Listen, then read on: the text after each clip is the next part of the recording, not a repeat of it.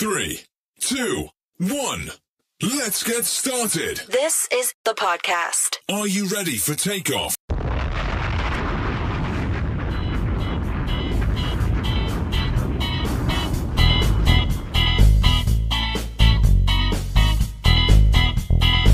Welcome back to the Healthy with Heartland podcast. We have another special guest today, a two-time health and wellness consultant of the year at Heartland Home Foods, Zach Hirsh. Welcome to the pod. Thanks for having me, man. Absolutely. So give us just a brief introduction. Who is Zach? Oh man, who is Zach? That's a good one.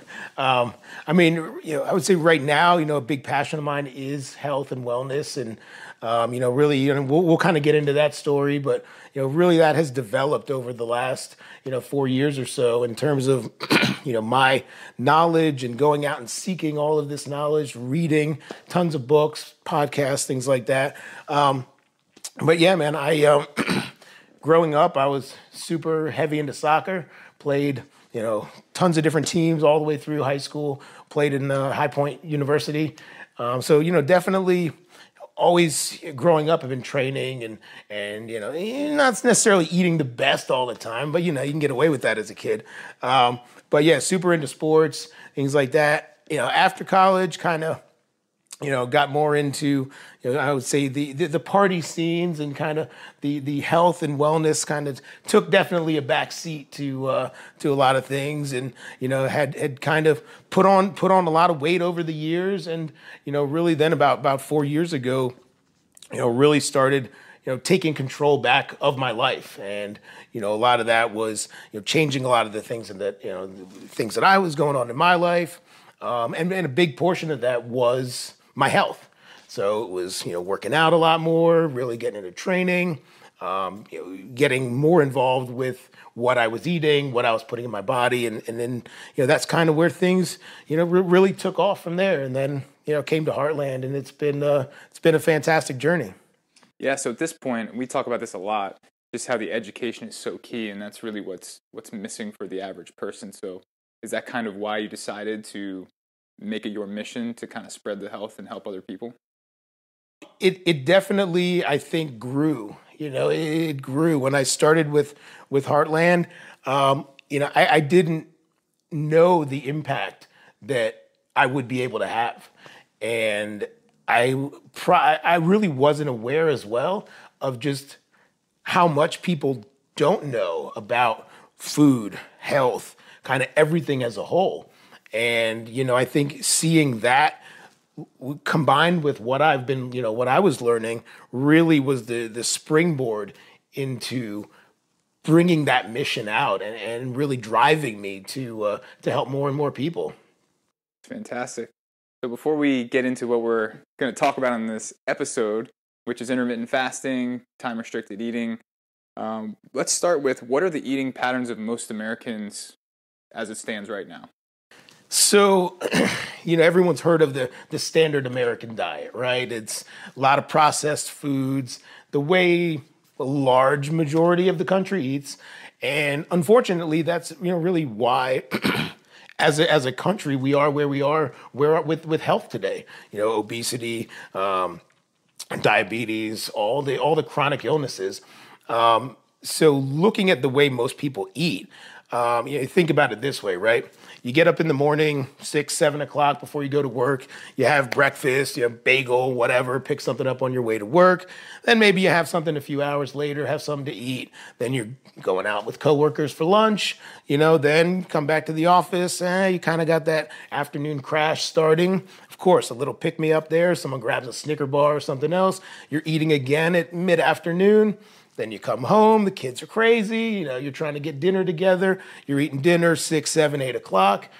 And of course, most people are probably eating something prior to going to bed, right? So you now have just eaten, let's say starting at 7 a.m., and you're going to bed at 10, 11, 12 o'clock at night. So you've just eaten in a 15, 16 hour window, right? And I believe, and it's really been shown that as humans, we're not designed to graze like that, right? You see cattle on a pasture grazing all day long. we're not designed to be grazing in that time period.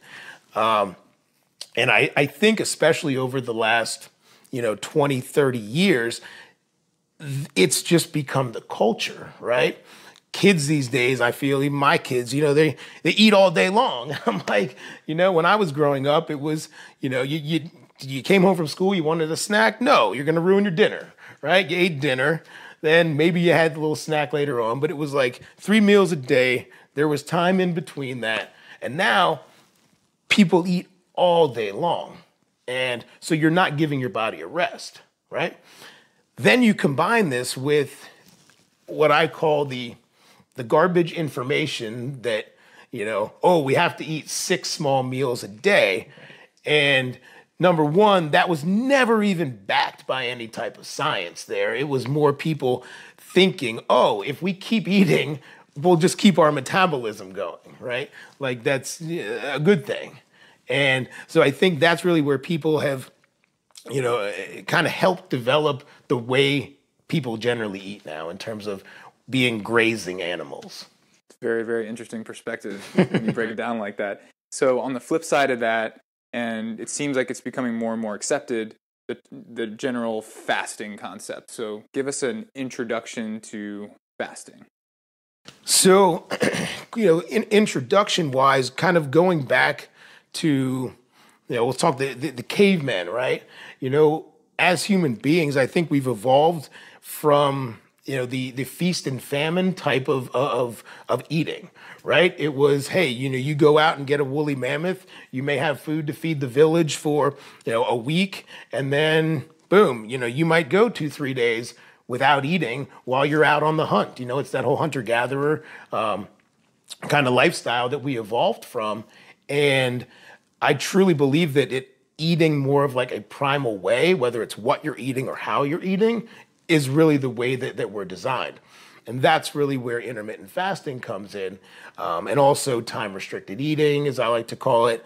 And then there's other types of fasting. So like, you have extended fasts, someone doing 24 hours, 48 hours, 72 hours. You got people doing week-long fasts.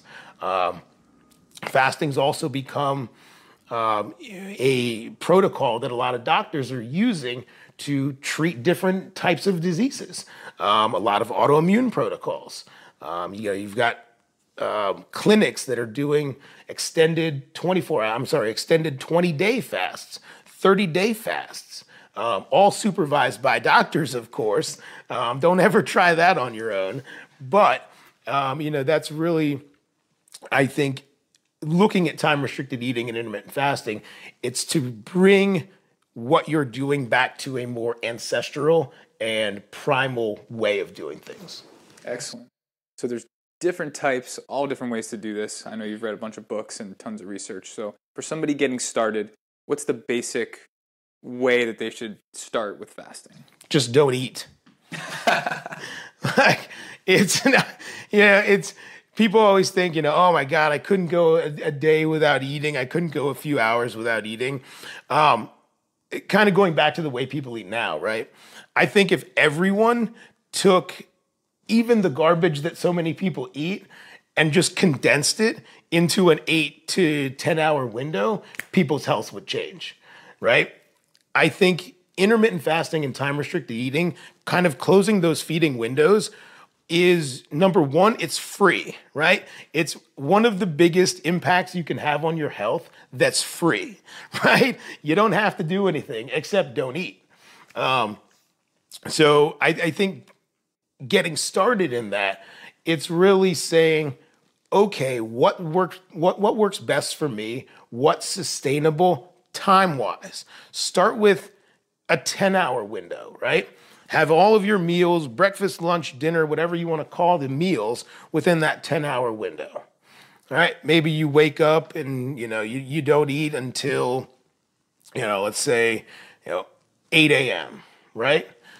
Just don't eat after 6 p.m.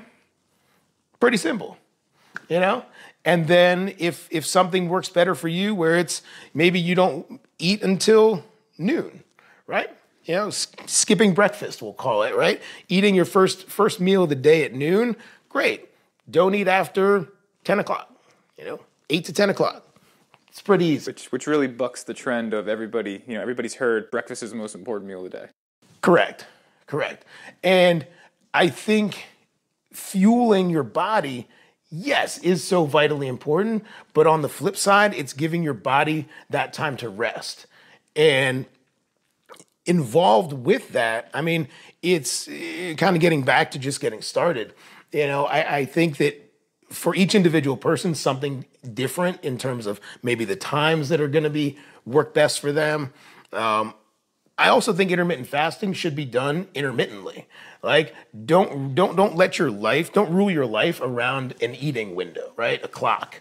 Hey, if one day you're going out with friends, cool, go out with friends. You know what I mean? Like, the next day, great, get back to your 10-hour eating window. Yeah, I feel like that makes it sustainable too, when you give yourself the flexibility. 100%.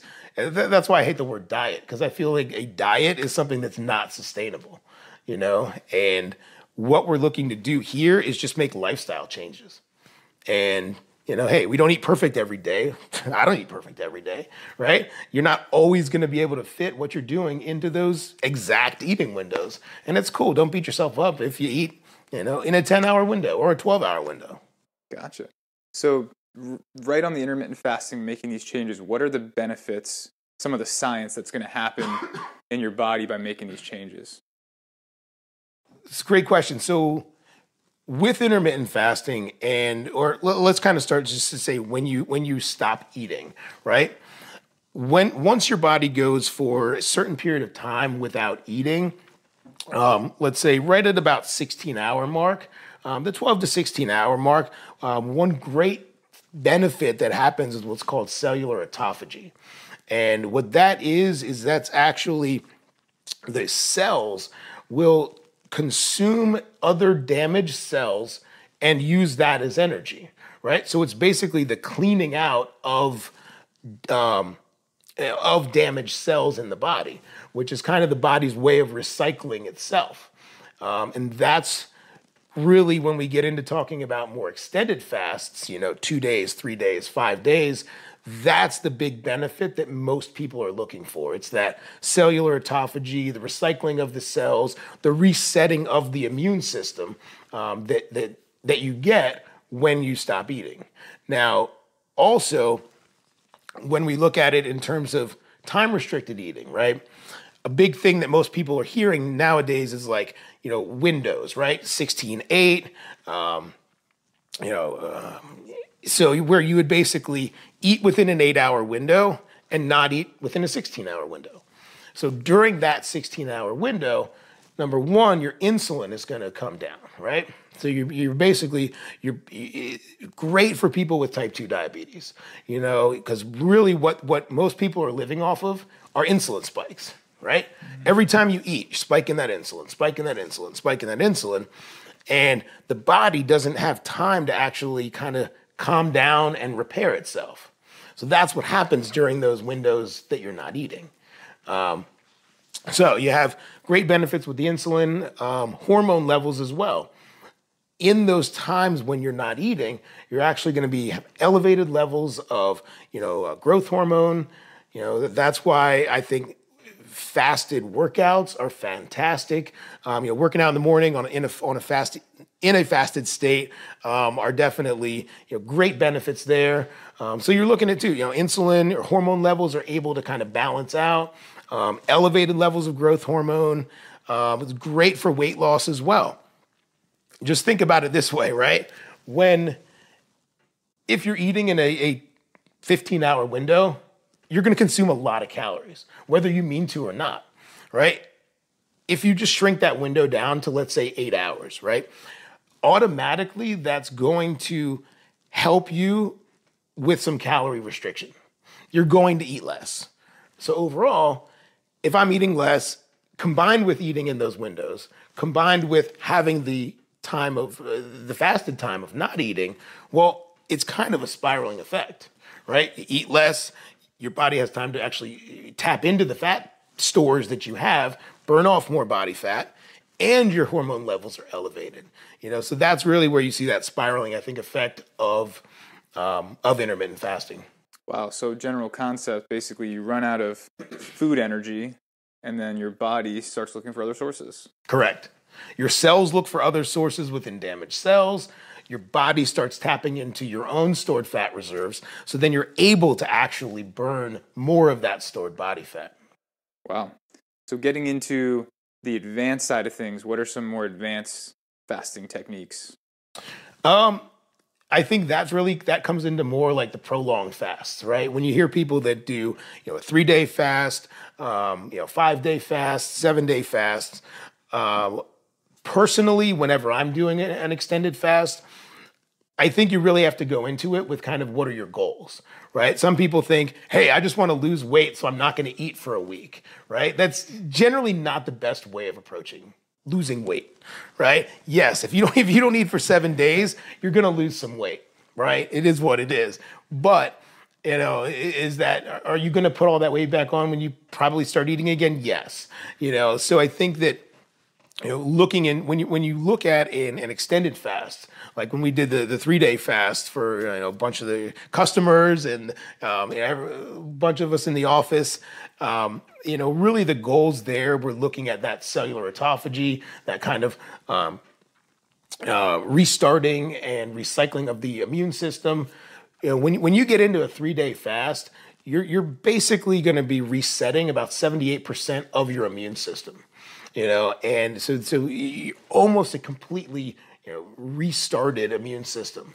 You're getting rid of a lot of dead cells.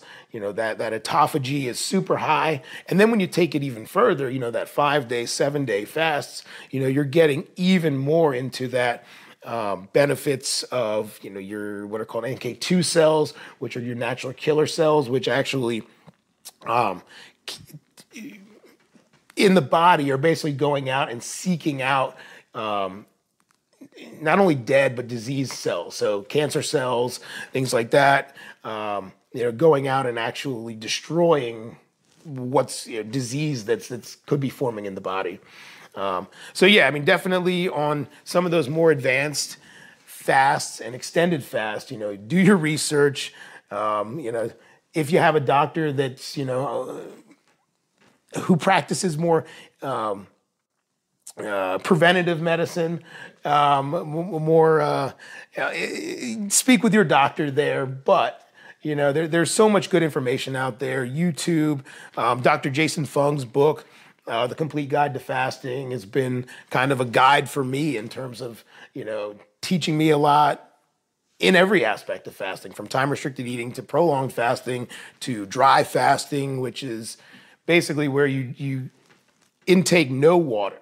So most people, when they do extended fasts, right, 3 days, 5 days, 7 days, they're doing what's called a water fast. So they're drinking water throughout those, 3, 5, 7 days. Now there's something else called a dry fast, which is basically where you take in no water. So you're not drinking water, you're not washing your hands, you're not brushing your teeth, you're not taking a shower, because when you get in the shower, right, your water is absorbed through your skin. This is our largest organ here.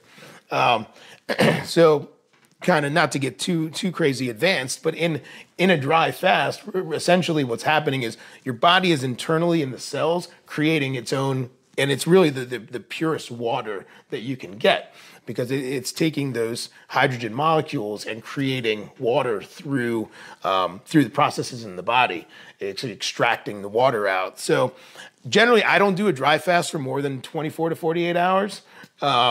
And I don't recommend it necessarily. Make it a little stinky. Right?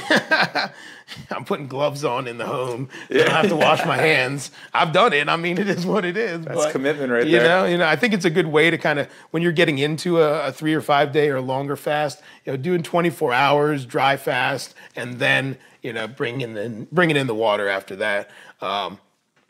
What they're starting to see is that with a dry fast, you're actually getting about 3 times the amount of autophagy as you would in a water fast. So the equivalent of a 24-hour dry fast is just about the same in terms of benefits as a 3-day water fast. Gotcha. So in terms of curbing hunger, when I've done fasting, I normally have just black coffee throughout the process. So what am I really deteriorating the benefits by doing that? I think personally, I don't believe that black coffee will, breaks the fast. If I'm doing longer fasts, yeah, maybe like day 2, 3, I'll probably bring in some coffee. I love coffee, but you're not adding cream, you're not adding sugar, things like that. It's black coffee, and I believe that with the polyphenols that are found, that are in the coffee, combined with the caffeine, I think you're actually going to get some other benefits in terms of speeding up of the metabolism, speeding up some of those thermogenic effects, combined with the fasting there. Yeah. But yeah, and I feel we've been so conditioned, right? So many people you hear, oh my gosh, I couldn't go a day without eating, or I couldn't go. Why would I do that? Why would I do that? Like, because we've been so conditioned, and it's more people's relationship with food that's the problem. Absolutely. It's food to us, and I know to me sometimes too, right? It's a reward. You eat when you're celebrating. You eat when you're sad. You eat, it's kind of, that's what we do, Here, bring it all around the dinner table. So I think that a lot of people's relationship with food is the issue there. And yeah, I mean, it's just don't eat. It's unfortunately it is that simple. Like, you know what I mean? Like, yeah, you might be hungry. Cool. Like, so what, right? Exactly. Start with 12 hours. You know what I mean? There's a great app. Zero is one that I use. Where you can basically hit start when the last time you have something to eat, and it's going to count your fast. Start with 12 hours. Start with 8 hours. You know what I mean? Go 8 hours without eating. That's basically your sleeping, right? If you don't eat before you go to bed, you wake up, you've just fasted for 8 hours. Add 4 more hours to that, right? And just kind of build off of that. And it'll build and it'll build, and then you'll see the benefits. And you'll see the increased weight loss. You'll see the increased energy. And then, yeah, you kind of build that into your routine. Yeah, so one thing we've talked about and I've heard, and this is something I do during the fasting, is making sure you get electrolytes, like salt, through the water. How important is that? I think it's vitally important. I mean, number one, even people when they're eating, I don't feel get enough of their micronutrients. I'm always adding Himalayan salt, Celtic salt, real salt to my water, even when I'm not fasting. But during a fast, especially a more prolonged fast, I definitely do think that adding, things like Himalayan salt, Celtic salt, quality salt that has a lot more of those, micronutrients. I mean, you got 84 trace minerals in things like Himalayan or Celtic sea salt. And that's really just replenishing the body for what's going to be excreted during that fast. You're going to lose a lot of electrolytes and nutrients. So it's kind of replenishing that and, keeping those balances where they should be. Great stuff. So anything else we need to know about fasting? Oh man, I could probably go on for days. No, I mean, I think it's just more, again, getting back to eating more the way our ancestors did, and look at the way you eat in terms of, and everyone should do this, whether you fast or not. Just keep it, go 2 days and keep a journal. Right? I think you'll be surprised with the times that you eat when you actually look back at this calendar and then say, like, man, I ate at 7:30, I ate at 9, I ate at 12, I ate at 2, I ate at 4, I ate at 6, I ate at 10. Like, I think people will definitely be surprised. And then just kind of look at, hey, how can I shrink this window down? And start with that. Don't change the way you eat necessarily. Just shrink it down the time that you're eating. And you will see those benefits. Great stuff. All right. Well, that's Zach. Wealth of information. Hit him up, follow him on Facebook, all the good stuff. Thanks for joining us today. And until next time, stay healthy with Heartland. Stay healthy.